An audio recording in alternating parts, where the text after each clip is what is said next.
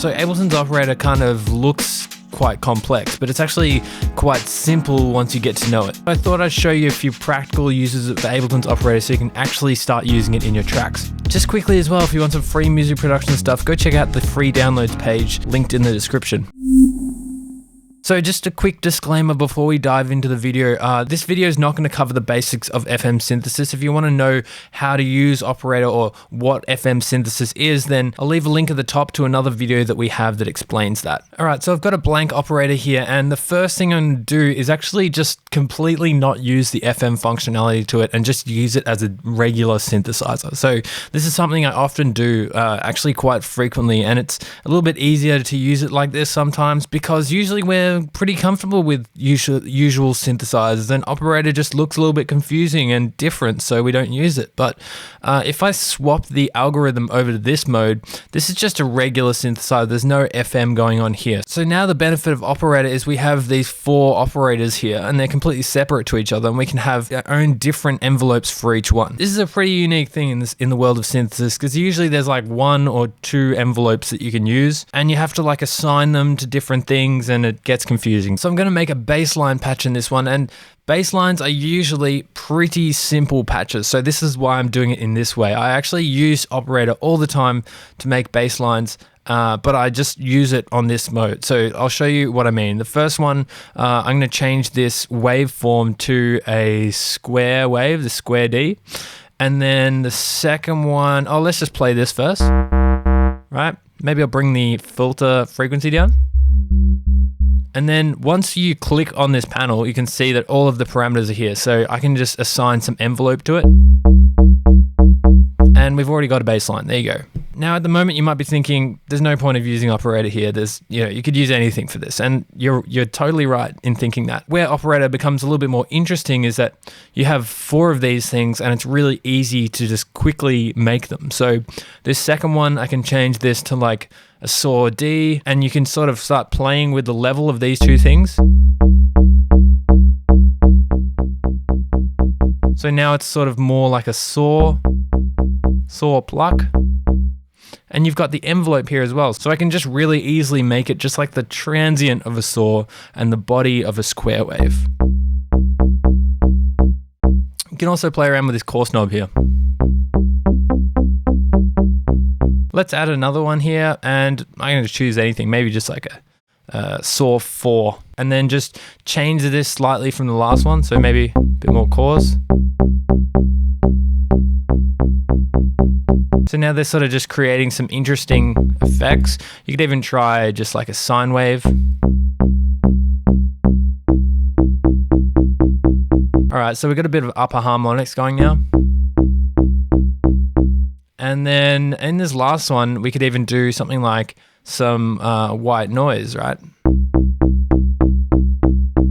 So now we've got a bit of grit in that top end. Let's just put in some notes so I don't have to keep triggering this. I've actually got a kick drum here as well, so.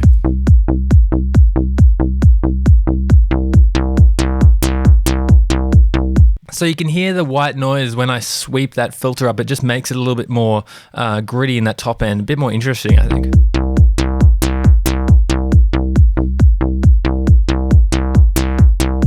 So to me, this feels like really not much of a tip because it's so self-explanatory, but this is probably, for me, the most practical use of operator, just really quick and easy and simple bass lines. If you want to make this a little bit more complex, you can do something like turn the LFO on, and by default, this LFO is in retrig mode, and it's affecting the pitch of these oscillators. So if I want it just to affect the filter, I just got to turn these 4 things off and then turn on filter. And then I'm just going to unclick this R, which just makes it so it doesn't re-trigger every note, and it's just free running LFO. And now this is just going to be affecting the filter and moving it up and down. So let's move the amount up and then just put the rate down a bit.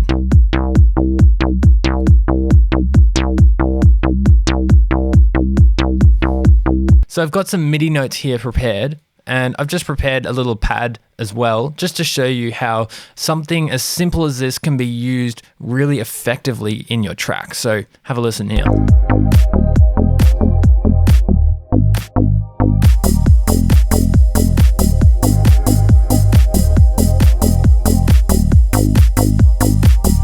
So Operator is actually really simple when it comes to FM as well. And probably the most practical way I can show you this is by designing a FM pad. And I love FM pads because they kind of change and morph in their texture as you hold the note. And it's really easy to do something like this in Operator because they've set it up in a way that you don't have to do much to create some interesting FM tones. And so I've got the initial Operator preset here. And so we're going for like a pad, right? So I'm just going to click on this first one and bring the attack up, and let's play a chord and see how that sounds, right?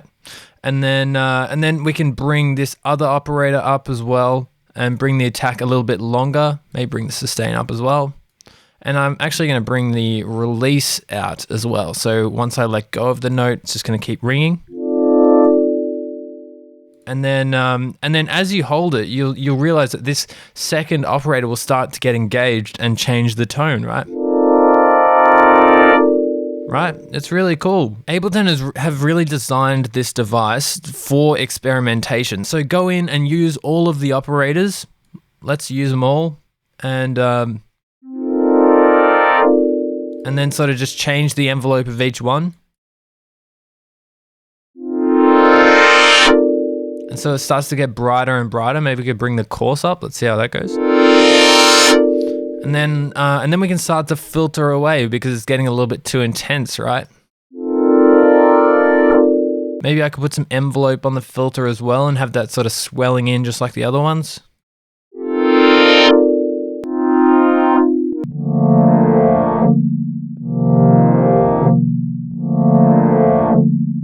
Has a really nice pitch envelope in here as well, so I can just gonna turn that on. And there's already so much movement in there. It kind of sounds weird and kooky, but I kind of like it as well. The next really cool thing for pads is they've set up this LFO to be automatically affecting the pitch of this and moving it around like a vibrato. So have a listen. And remember, the synth is always a starting point, and this is why some people find Operator a little bit hard to use because there's actually no effects in there. Once you have effects in there, it sounds like a more completed sound. So have a listen to this.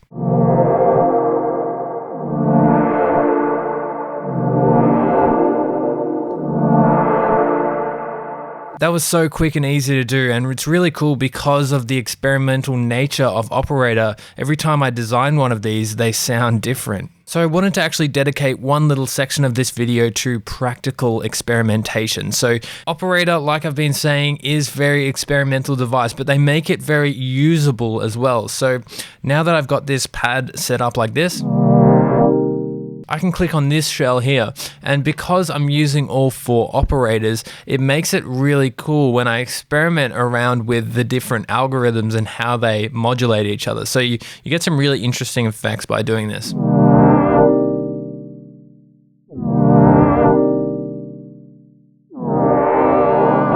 That one's really cool.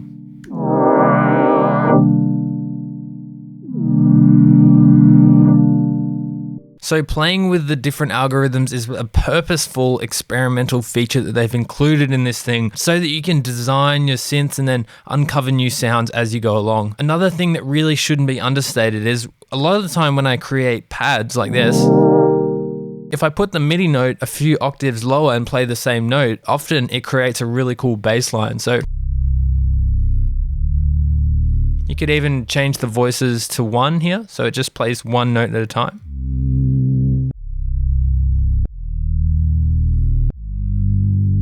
It's so weird how often this happens. Whenever I'm playing with FM pads, they usually end up being my bass line. So definitely whenever you're creating pads, just chuck it a few octaves lower and see how it sounds as a bass note as well. All right, so this one is a super quick tip, and it's using the detune or the fine control on the operators for movement. This is one that I kind of expect people to know, but if you don't already know this, then here it is. So I've got a little patch here. It sounds like this.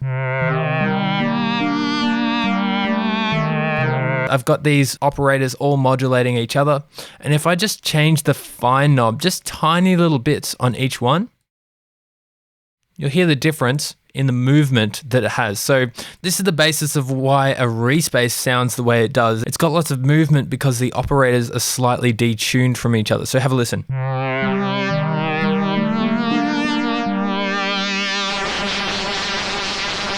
You can see how much movement. There's a little bit too much movement now.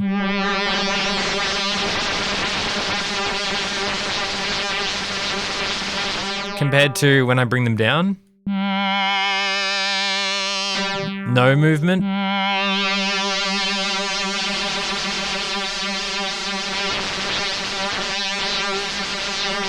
And now there's just a crazy amount of movement. So this can really take things like pads or little mallet tones that you're creating on Operator to the next level in terms of their movement and sort of fluidity. So I'm just going to pull the filter down and add my processing over here, which is just a bunch of reverbs and delays, and see how much this movement really adds to the sound.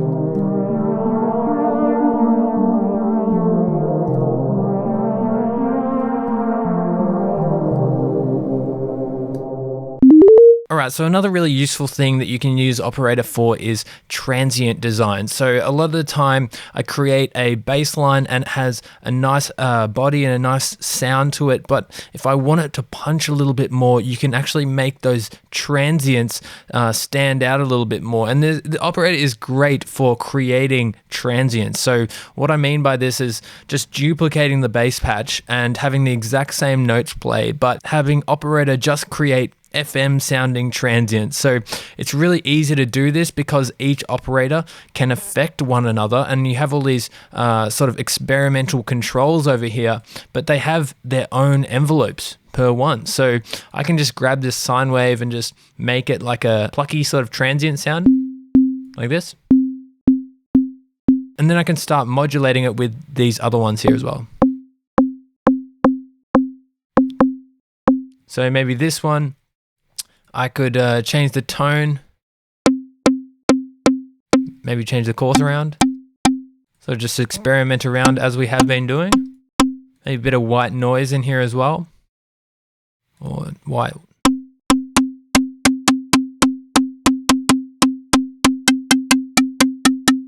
This shaper as well just adds some distortion.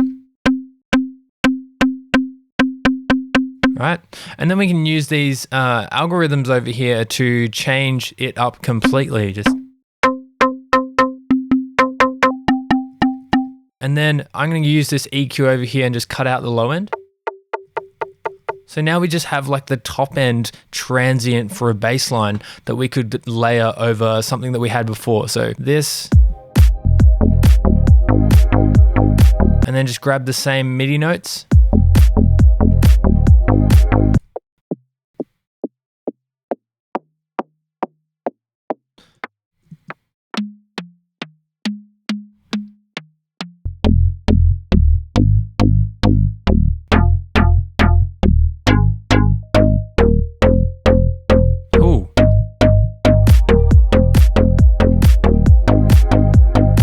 So it's really easy to use this thing to make some interesting FM transients that you can layer with your bass lines to make them a little bit more exciting. And for the last little tip here, Operator is really good at making subs as well. So a sub, you usually want it to be a very simple tone, but sometimes it's nice to have a little bit of harmonic, so it's not just a sine wave, so it just sort of cuts through a little bit more. So I've got this sine wave, I'm just pitching it down a bit, but I'm just going to keep it high so you can hear it. And then I'm going to go into the oscillator section, and you'll notice that I can actually draw in these harmonics, these sine waves. And this will change the tone, but as you draw more in, you lose bass. So we just want a couple of those. And I'm just going to select it onto this mode and just draw like maybe 2 or 3 little harmonics in here. And the more you have, the less bass you're going to have. So we just want a little bit of these, and then that way when you put it down, it's going to cut through a little bit more. I'm just going to turn the volume up here. A lot of the time you just want your sub to be very minimalistic sine wave with a little bit of harmonics. What you can also do as well is go over to the filter section and use this shaper as well. I'm just going to put it onto something like maybe hard this time, right? And then what you can do is actually just dry wet this filter. And I'm just going to put this down just a tad down here. So now we have a little bit of those harmonics in there as well. And that is a really nice thick sub right there. If you want a bit more of an 808 feel, what you can do is go into this pitch shell and turn this pitch envelope on. And then you've got that sort of sweeping down sort of 808 feel. And then of course, as we've been talking about, you can experiment and add other ones as well. So maybe you want a little bit more grit, you can add another one of these. A little bit more bite. And it's really easy to make these really thick subs using this thing. I would recommend using some more distortion EQ after this as well, but this thing is a sub beast as well, so it's definitely worth checking out. So that's it for today. I hope you've learned a few things about how you can use Operator a little bit more practically in your tracks. It's not so scary once you get to know it. If you've enjoyed the video, as always, remember to like and subscribe to the channel. Otherwise, thanks for hanging out, stay safe, and I'll see you in the next one.